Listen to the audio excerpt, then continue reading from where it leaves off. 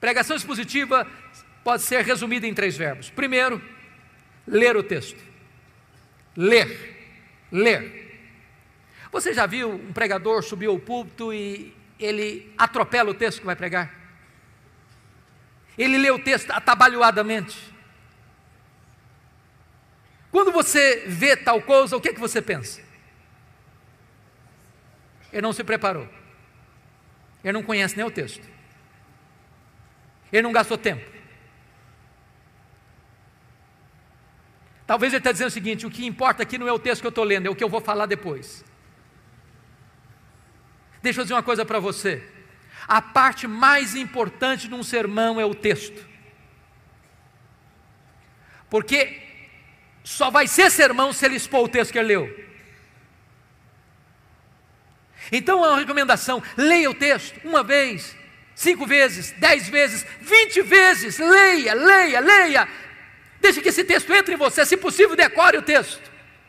Leia com entusiasmo, leia com vibração, porque quando a pessoa vê você ler o texto e diz: esse homem tem alguma coisa para nos dizer. Segunda coisa, segundo verbo, explicar o texto. Calvino dizia que pregação é explicação da Escritura. A não ser que você explique o texto, você não pregou. Você conhece aquele tipo de pregador que lê o texto, vai embora do texto e nunca mais volta para o texto? Ele viaja, faz viagens internacionais e espaciais. E você pergunta: meu Deus, mas por que ele leu esse texto?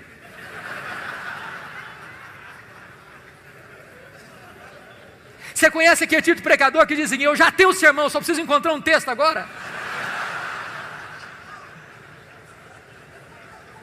O sermão emana do texto.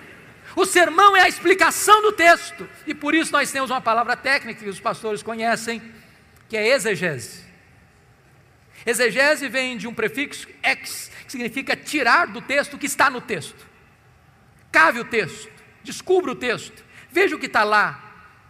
E às vezes nós não encontramos essas pepitas de ouro na superfície, é preciso cavar. Esse é o papel do pregador: ir para o texto, perguntar ao texto, mergulhar no texto, descobrir as riquezas do texto, trazer isso à tona. Sabe, irmãos, quando uma igreja se acostuma com pregação expositiva, ela não quer mastigar palha mais.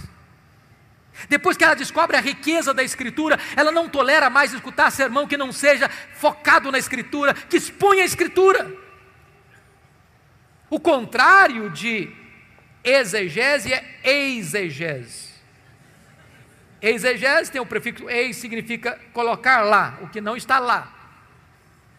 Tem muito pregador que vai para o púlpito com as suas ideias, e ele tenta impor ao texto o que ele pensa, o que ele acha. Ele já tem uma ideia preconcebida, mas isso não é pregação. Pregação é quando você vai para a Escritura e deixa que a Escritura fale, você é apenas o canal, você é apenas um instrumento. O terceiro verbo, importante pregação expositiva: primeiro é ler o texto, segundo é explicar o texto, terceiro é aplicar o texto. Dr. John Stott escreveu um livro importantíssimo, que penso ainda não está em português, Entre Dois Mundos, e ele disse que pregação é a união desses dois mundos, o texto antigo com o ouvinte contemporâneo. Se você não conectar o texto ao ouvinte, você não pregou. Pregação não é um discurso diante do auditório. Pregação é uma palavra ao auditório. A pessoa precisa entender: é com você que eu estou falando.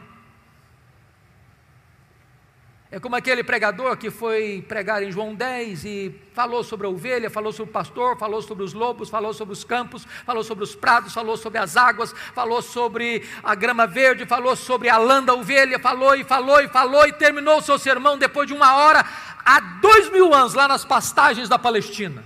E o auditório perguntou: e daí? E daí? Isso tem a ver comigo? Pregação precisa ter aplicação.